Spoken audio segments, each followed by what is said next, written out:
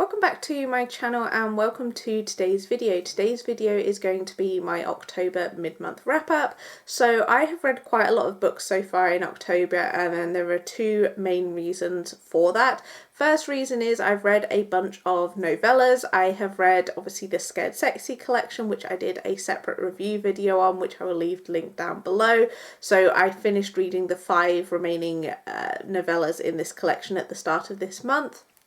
I've also read a ton of Halloween novellas. I think I read 10 Halloween novellas that I'm going to be doing a separate video on, and that will be coming out soon as well, so you'll see more of my full thoughts there. So that's kind of 15 novellas that I've read, all of them less than 200 pages and some quite short, less than 100 pages. So that is why I have read quite a lot. I have also had a week off of work this month, which has meant I have been able to read quite a lot and spend most of my day reading. I haven't really done much else in the way of plans. I just had a week off work because I had some holiday to use up, and I spent most of it reading. So they're the two main reasons that I have quite a lot of books on this list. Obviously I do read quite a lot anyway, but this month is even more so than usual. So I am going to dive straight into the list of books. As I mentioned, the Scared Sexy video will be linked down below. I will just kind of give some kind of brief thoughts and ratings in this video, but if you want to see more of my thoughts, check out that video. And then my Halloween novellas video will be coming out soon as well. So if you want more of my thoughts on the novellas that I've read, check out that video as well. I'll just kind of, again, give kind of brief thoughts in this video. So the first book that I read at the beginning of the month is The Wedding People by Alison Espach, and I gave this one 3 stars. So this one is a very hyped book. A lot of people have read it and rated it really highly. I'm pretty sure it won the Goodreads Choice Awards last year for Best Fiction. And for me, honestly, this book did not live up to the hype. I didn't really enjoy it, and I definitely don't think it's worth the hype.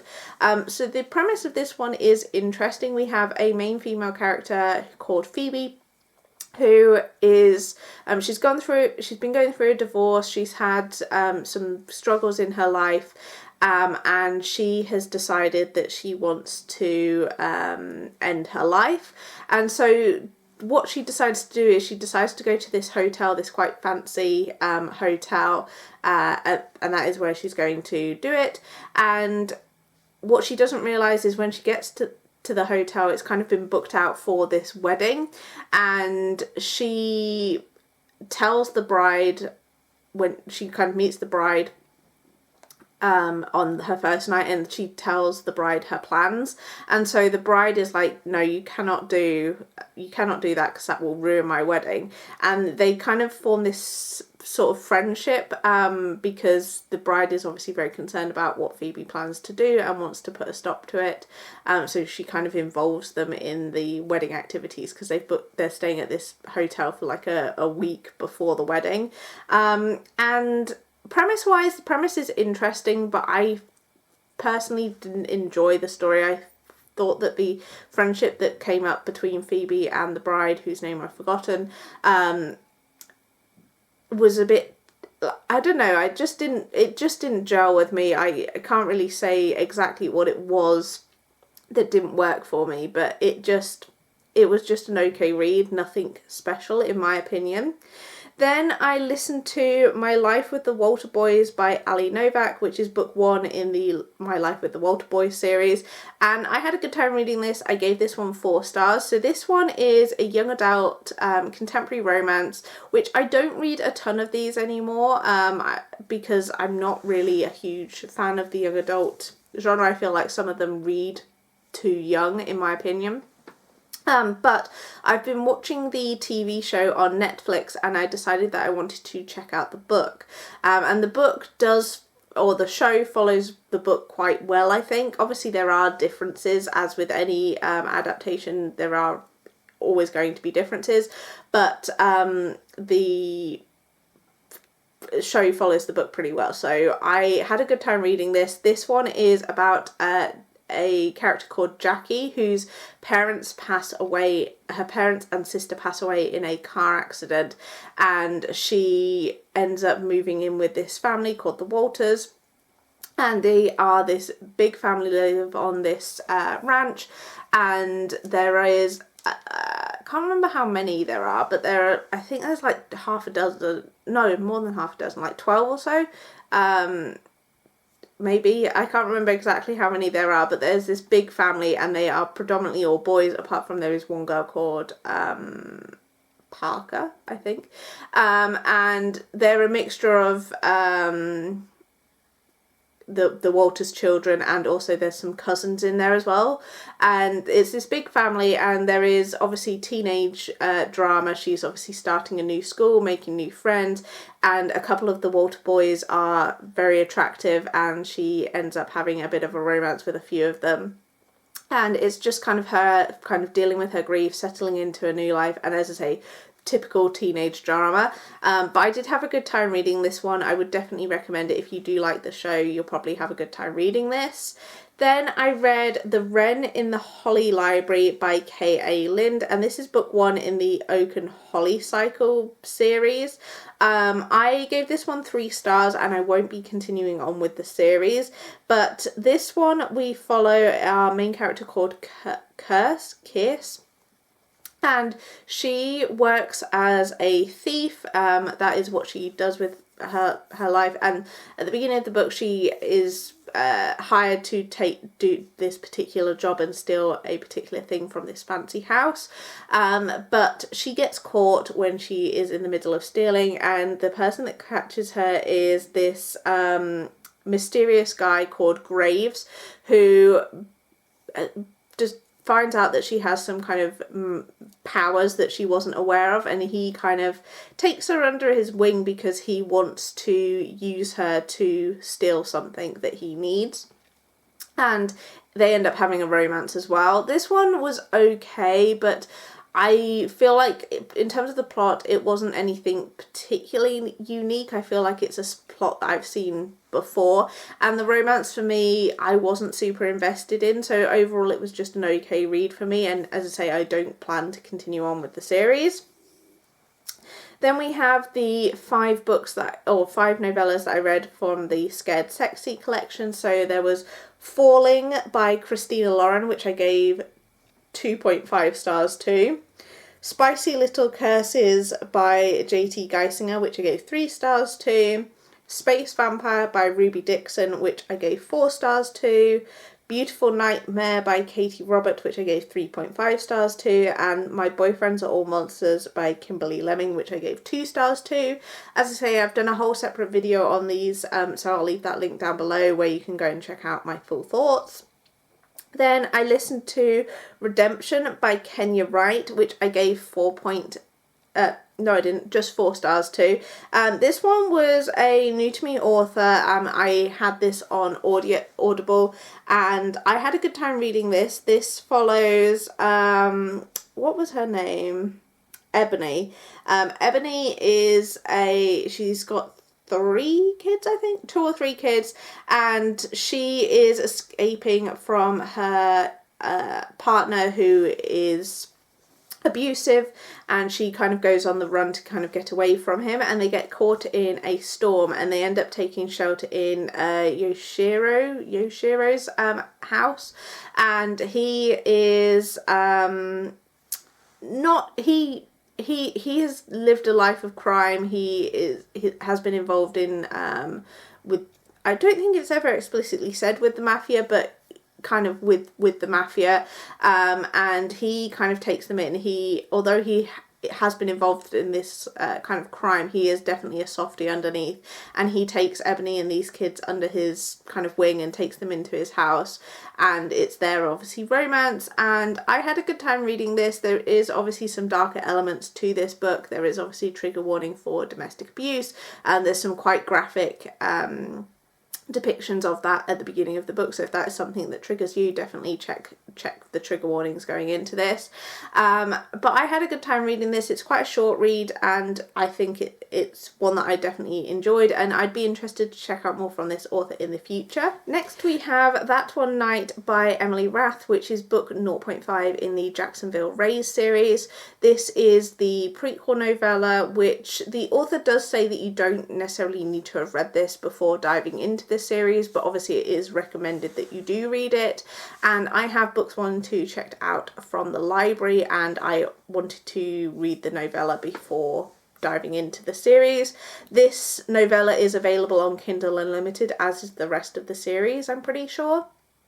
But I wanted to give it a try, and this is a Why Choose Hockey romance, I believe, and the novella is obviously quite short. It's less than 200 pages, and we see Rachel and Jake spending a night together. So Rachel is attending the wedding for her brother, and she is sad because she is a medical, I think she's a medical student, or she is qualified, can't quite remember, but she wanted to get this fellowship enter into this fellowship program, and she finds out that she hasn't got a space in it, and so she's feeling quite down at the wedding, and so she goes to this bar and ends up meeting Jake, and they spend this night together, and they don't exchange names or anything. She wants to keep it just as like a one night thing and keep it all anonymous, and obviously I can't remember if she finds out at the end of the novella or the beginning of the book, but she actually finds out that she has got this fellowship and is going to be working with the Jacksonville Rays team. And obviously, I haven't got that far in the book yet, but I assume that Jake is going to be one of the people on the team that she's going to run into. And yeah, it was okay. I gave it 3 stars. Like, it was just a novella introduction to the series. Sometimes personally, for me, I prefer novellas that are kind of a complete story. I don't necessarily love these ones that are kind of a build up to the series, like a starter of the series, because it almost feels like a unnecessary way for the author to kind of make some extra money in some ways, because you could just put this in the book. Like, it doesn't need to have its own separate thing, personally, but I get that they do it to kind of build hype around the series or whatever, but personally I prefer a novella that's kind of a complete succinct story, but I was intrigued enough with it to obviously continue on to read the first book. Then we have Secrets at Maple Syrup Farm by Rebecca Raisin, and I gave this one 3 stars. So this was a kind of autumn romance that I picked up. I picked it up based on the newly released cover. I'll put both covers on screen, but the original cover to me does not scream autumn. It looks a bit more, like, it has got the orange leaves on there, but it looks a bit more spring to me than autumn. But the new cover definitely looks more autumn to me, and that is what drew me into picking up this book. And in this one we are following Lucy, who has been caring for her mum for many years. Her mum has a illness. I'm not sure if it's ever explicitly said what her mum has, but she has an illness and she's very unwell, and Lucy has been taking care of her. And Lucy's mum says at the beginning of the book, like, she doesn't want Lucy to kind of put her life on hold to take care of her. She wants Lucy to go out and live her life. So they make this deal to go where Lucy is going to spend a year away from home, kind of living her life, doing whatever she wants. And she ends up in this small town and ends up working on a maple syrup farm with Clay. Clay has recently inherited this farm from an uncle that he never really knew, and he wants to work on the farm and kind of bring it back up to how it used to be. And Lucy ends up working on the farm. She doesn't know anything about farming, but she ends up becoming a farmhand, and they obviously have a romance as well. This one was okay. It's definitely got small town vibes. We get to see other people in the small town, and the small town obviously doing things as a community, so I did like that aspect. The romance in here was not my favourite. It was okay, but Clay is like a grumpy hero, and Lucy is definitely more of a sunshine character. And their romance is a slow burn, and what the kind of conflict is obviously around Lucy obviously being temporary in the town. So the romance to me just kind of felt very, I don't know, I feel like it's something that I've seen many times, and it just was okay for me. Like, there wasn't anything bad about it, but it was just an okay read. I'm not sure if I would pick up anything else from this author, but we shall see. Then I read Carving for Kara by Zaina Leanne and Melissa McSherry, and this is book 1 in the Wrecked series, and this is a short novella that I read for the Halloween novella video. And this one I gave 4 stars to. I did enjoy it. This is a dark romance, so check your trigger warnings for this one. But this one is a stalker romance, basically. We have our hero who kind of preys on our female main character, and it's set on Halloween night. I won't go into too much detail because, as I say, I will be doing a whole video about it, but I had a good time reading this. I would recommend it if you are looking for a short novella for Halloween. Then I read I Kissed a Werewolf and I Liked It by Kat Hepburn, and I really did not like this book. I gave this one 2 stars. I would not recommend this one. I got drawn in by the cover and also the title. The title's definitely was a draw as well, but the cover is quite nice with the pink pop of pink on there and the bold green writing. But this one, oh dear, it was not good at all. So this one follows Grace, and Grace has had a difficult childhood. When she was younger, I think she was 4, her sister died. Like, they fell out of this window, their apartment window. They both fell out the window, but her sister ended up dying. And so she's always kind of struggled with her grief and thinking that it should have been her that died, not her sister. So that's kind of a big aspect of the beginning of the plot. And she goes away to university, and when she's at university, she ends up getting bitten by a werewolf, and things kind of slowly descend into chaos. She gets bitten by a werewolf, but she doesn't fully turn into a werewolf, and the kind of lore around werewolves in this book, I feel, was not really explained very well. It was very chaotic. There was a lot of things kind of thrown in, particularly the last portion of the book was just a mess, in my opinion. There was so much thrown in. There was a kind of plot twist, which I won't obviously spoil here, but just kind of came completely out of left field, and I was like, why have we done this? And then there's kind of this war that is kind of introduced, like, in the last maybe like 20-30 pages of the book, which is almost like building up as if there's going to be a sequel, and then it just fizzles out into nothing. So I would not recommend this one. I didn't enjoy it. As I say, I feel like the author was trying to do too much, and nothing was ever really fully explained, and it just felt very messy. So yeah, not a fan of that one.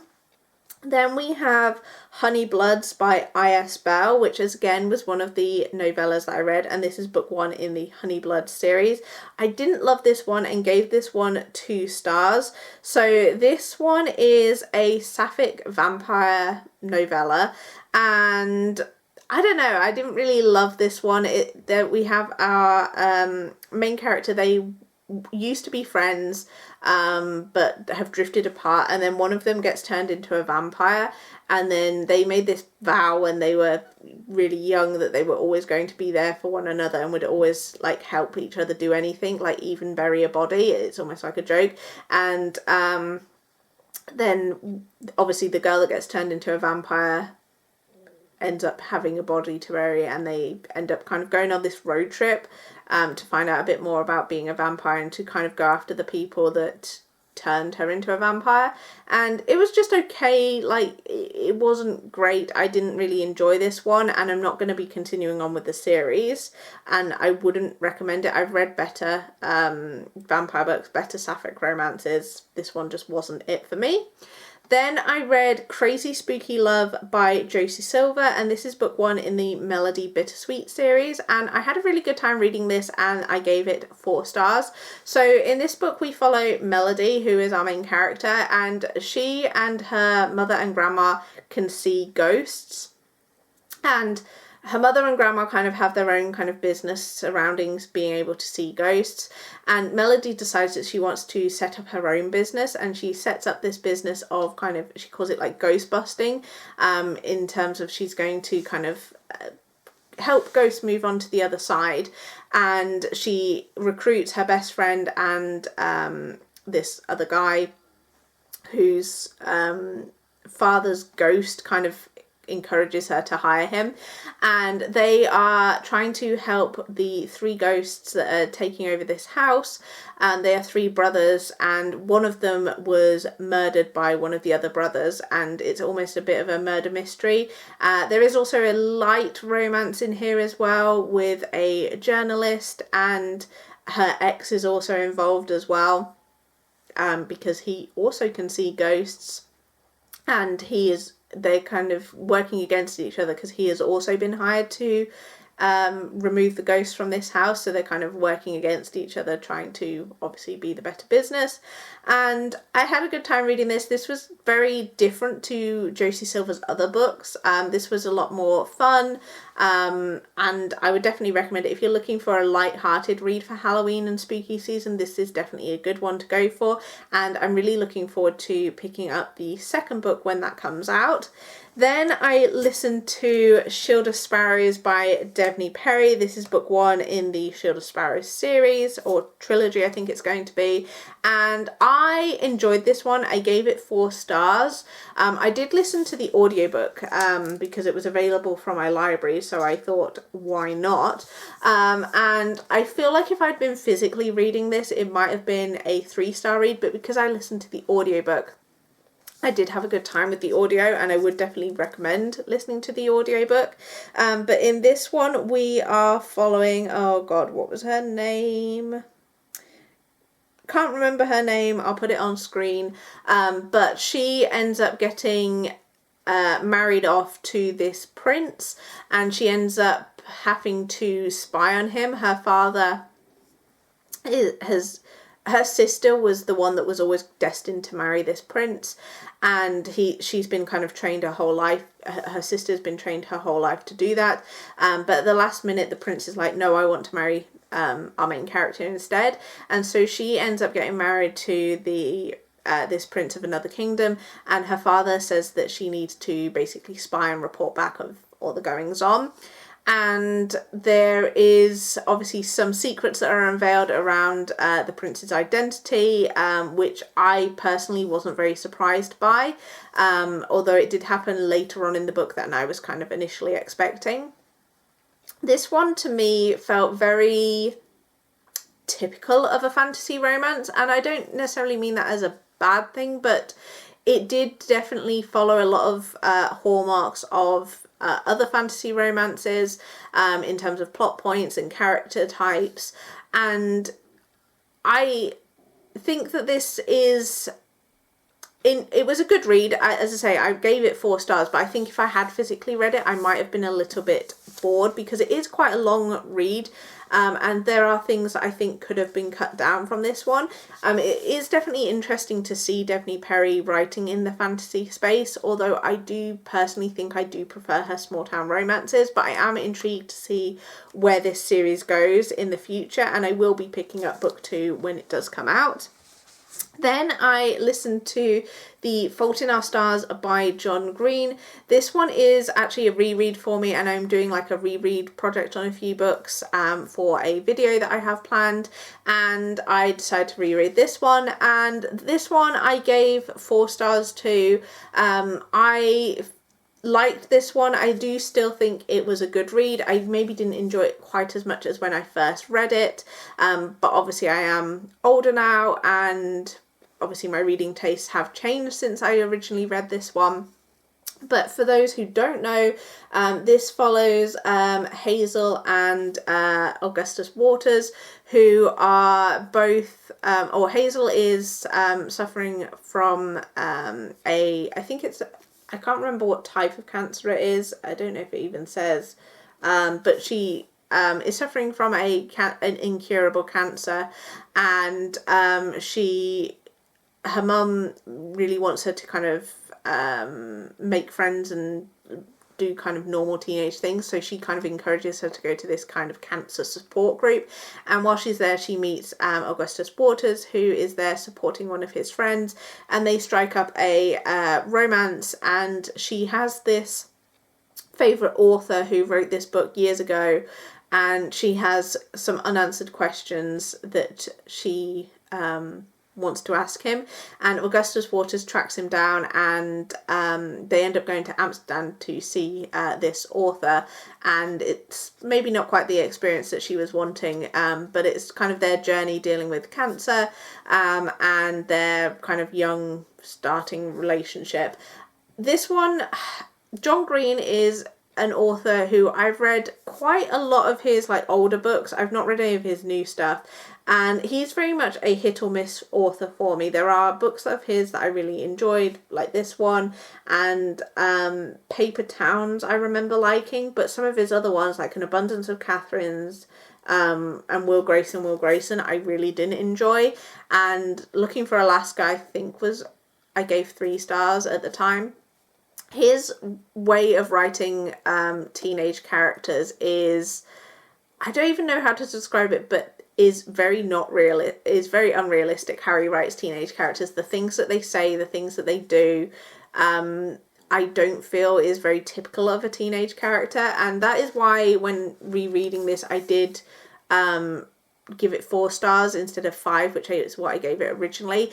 I feel like from a nostalgia point of view, I did have a good time reading this. Obviously, I remembered, although it had been many years since I read this, I had remembered like a lot of the story and some of the quotes and stuff. I remember reading this the first time. But I do feel that these characters are perhaps not the most realistic in terms of the way that they speak. The story itself is obviously solid, but there are a lot of books like this that do cover these similar themes. But I do remember at the time this being super popular. But I'm glad that I have reread it, as I don't make time to reread books as much as I should. But that one I had a solid time reading. Then I read Scary in Love by Holly Jean Smith, which was another Halloween novella. I really enjoyed this one and gave this one 4.5 stars. This one is about a haunted house. Our hero, what was his name? Mason? No, not Mason. That's Mason Miller. I can't remember what his name was. Maybe it was Mason. Yeah, Mason. Sorry. Mason and Jenna. And Mason buys this kind of house that is rumoured to be haunted, and he is a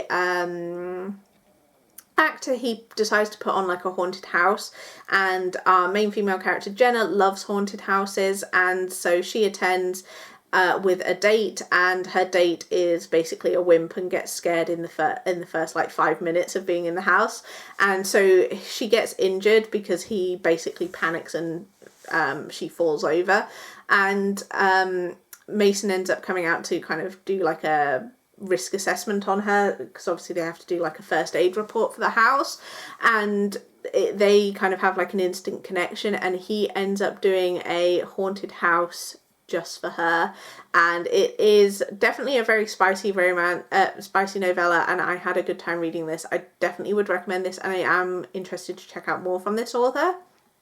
Then I read Bitten on Halloween by Latrexa Nova, and I gave this one 3 stars.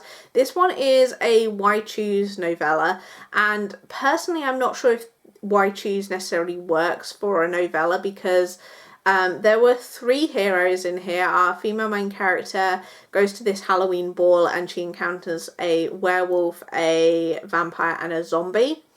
and her brother turns out to be a witch. And I feel like there was a lot going on in here for such a short space of time. Like, it was a fine read, but I feel like I would have benefited from seeing a longer novel of this. But I had a good time with it, and it was 3 stars. Then I read Fright Night by M.L. Philpott, which is book 3 in the Twisted Holidays series, and I gave this one 4 stars. This one is another masked man scenario, and this one I had a good time reading. I gave it 4 stars to say, and this one was also a step sibling romance. So these 2 characters are step siblings. They didn't grow up together. Their parents got together when they were adults, and they have always played tricks on one another, and one of the tricks that she played ended up getting our hero sent away, but now he is back in town and he is ready to play some tricks on her, and it's definitely a spicy read, and I had a good time with it and I would recommend it. Then I listened to One Golden Summer by Carly Fortune, which I gave 3.5 stars to. This one is a kind of summer contemporary romance, very different to some of the other darker things that I'd been reading. And this one is Alice and Charlie's story. Alice is staying at their lake house, looking after her grandma, and it's her and Charlie's relationship. They actually met kind of years ago, and they're kind of starting up a relationship now. This one was just okay. It wasn't necessarily a favourite. I don't know whether, because I've not read the other book that this is linked to, which is Meet Me at the Lake, maybe I would have got more out of it if I'd read that one, because Charlie is introduced in that first book, and apparently people were desperate to see his book, so that's why the author wrote this one. But I haven't read that book, so I don't know if I was kind of missing something with not reading that, but it was okay, not necessarily a favourite, and I feel like not a very memorable story either. Then I read Midnight Mischief by Lila Andrews, and I gave this one 3 stars. This one is a dad's best friend age gap novella, and this one follows Zoe, who is at her parents' party when she starts talking to Donovan, who is one of her parents' friends, and they end up spending Halloween night together. There's not really much to say about this one because this was only 44 pages. It's short, so for me personally, when it comes to novellas, I like novellas that are between the kind of 100 to kind of 200 page mark. Anything less than 100 pages, oftentimes I do give a lower rating to, because I feel like there's not enough time to kind of get to know the characters, get involved with the story or anything like that. So sometimes if it's too short, there's not much to give a rating on, if that makes sense. Then I read Candy Lips by K.L. Mann, and this one I gave 2 stars to. This one was definitely not a favourite. This one is another step sibling romance. This is a sapphic romance between these 2 step siblings, and it's set around Halloween. There's not really much else to say about this one either. I didn't love this one, but it was just a short read, not really much else to say. Then I read Love and Other Killers by Brynne Weaver, and this is part of the Ruinous Love trilogy. It's book 3.5, and I gave this one 3 stars. So this is obviously a book about serial killers, a novella about serial killers, and it is a kind of game that these couples play with each other. They kind of try and seek out someone to kill, and it's this kind of person that they picked, and they kind of go hunting after them because they are obviously serial killers. This one was okay. This is available on Kindle Unlimited with the read and listen function. It was fine, but again, nothing too special. Then I read Dirty Little Trick by Avery James King, and I gave this one 2 stars. This one, I didn't love this one either. This one follows 2 best friends, and this Raven and Griffin, and Griffin breaks into Raven's house and kind of pretends to be this kind of stalker guy that's after her, and it's just like a little short story, nothing special, not one that I would recommend. Then I listened to The Kiss Curse by Erin Sterling, which is book 2 in the Graves Glen series. I gave this one 3.5 stars, and I had a fine time reading this. This follows Gwen and Wells, and I read the Ex-Hex years ago. I think I read it the year that it came out. And then I did try to read the third book in this series, but I DNF'd it. So I was hesitant going into this one, but I had it on my shelf, so I knew I wanted to pick it up. And this one, as I say, follows Gwen and Wells. Gwen, when she was younger, she kind of was a bit of a, not troublemaker, but she didn't necessarily like following the rules when she was at school. And Wells is from the, is it Penhallow family, and he is sent to the town by his father for reasons that are never fully explained to him, and it ends up being their romance. This one's okay. It's definitely got small town vibes. Graves Glen is this small witchy town, and they have rivaling like witchy shops that they sell different like trinkets and not potions, but like witchy things for tourists that are not actually magical, but obviously for the tourists. This one was okay. I think if you are looking for a witchy romance, this is a fine one to go for. Then I read Ready or Not by Jen Plummer, which is book 1.5 in the Aspen Ridge series. I enjoyed this one and gave this one a 4 stars, and I'm definitely interested to check out the rest of the Aspen Ridge series. This is a small town romance series, and this is just a short novella set within the series, set around Halloween. And this follows Lilith and Wes, and Wes is Lilith's ex's dad, so it's an ex's dad romance and age gap. And I had a good time reading this, and it is a spicy read, but I had a good time with it, and as I say, I'm interested to check out the rest of the series. Then I read Thorns and Fire by Helen Shearer, and this is book 2 in the Ashes of Thesmar series. This one I gave 3 stars to. I don't know if this was a case of reading this at the wrong time, but I really wasn't that interested in this one. I thought it was fine, but not super memorable. This one continues on from where book 1 left off, and we are following what their names, Torge and Ren, and they have this kind of bond that we are introduced to in the first book. And Torge starts off the first book being her bodyguard, and there is a war going on, and Ren is kind of trying to figure out where she fits in the world with her kind of powers and skills and stuff. But overall, I just wasn't that interested in this one, unfortunately. I don't know, I think this is going to be a trilogy. I know there is definitely a third book, but I'm not sure if there's going to be more after that.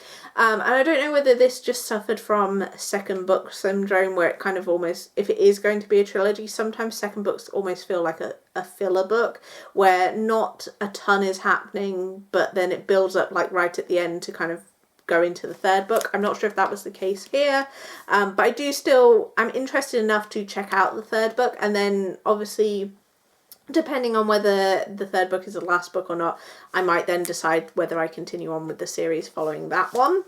And then the last book that I read is She Didn't See It Coming by Shari LaPenna. This is Shari LaPenna's latest release, and sadly I didn't love this one. I gave this one 3 stars. So this one follows this woman who ends up going missing from her apartment, and she goes missing and then she is later found dead. I don't think that's too much of a spoiler because this is obviously a mystery thriller, so someone's going to be dead. But we are obviously trying to work out who killed her. And obviously there is the main culprit of her husband. You know, the husband always did it. Then there's this mysterious neighbour who has a dark past. There is this other guy who is reported to be that she was having an affair with. There's her best friend, there's her sister, there's a lot of people that could have done it, and ultimately I have mixed feelings about this one, because I did have a good time reading it, in terms of I wanted to keep reading it, I wanted to find out what had happened. I did read this in one day, but the reveal was just, I feel not, although I hadn't necessarily guessed the reveal, when it did get revealed, I wasn't surprised. And I feel also like it's a story I've seen before, like the reveal and who did it and how they did it and why they did it. I feel like I've seen that in other books. And so for me, this was just an okay read. Definitely not one of my favourites from this author. Some of this author's books I've given 5 stars to, and this is definitely one of my least favourites, unfortunately. So a little bit disappointing, but it was a good time in terms of, like, it kept me entertained whilst I was reading it, but in terms of payoff, like, it just wasn't there for me. So they are all of the books I have read so far for the first half of October. I am aware that this is a lot of books, but as I mentioned, a lot of them were novellas, and as I say, I've had a week off work, so that's why I've managed to read so much. But let me know what your favourite has been so far this month. I don't think I've actually given any books so far 5 stars. Is that true? This month? I mean, I don't give a lot of 5 stars, but I don't feel like any of those were 5-star reads. No, I gave one 4.5, Scary in Love, which was the novella. So I'm hoping that I will get some 5-star reads in the second half of the month. We shall see. But let me know what your favourite book has been so far in October, and I will see you guys in my next video.